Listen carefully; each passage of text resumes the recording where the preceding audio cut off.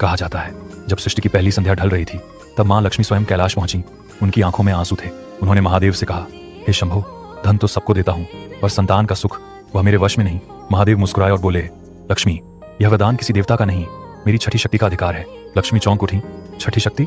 शिव बोले, जिस दिन कोई स्त्री शुद्ध हृदय से सूर्यास्त के बाद उपवास रखेगी और उदय होते सूर्य को अर्घ्य देगी, वही देवी प्रसन्न होंगी, वही कहलाएंगी छठी मैया। कहते हैं उसी क्षण आकाश में एक तेजस्वी छाया प्रकट हुई। न वह पार्वती थी न लक्ष्मी, बल्कि ब्रह्मा की छठी सृष्टि शक्ति देवी कात्यायनी का गुप्त रूप। उनके आने से ब्रह्मांड में एक नियम जुड़ गया।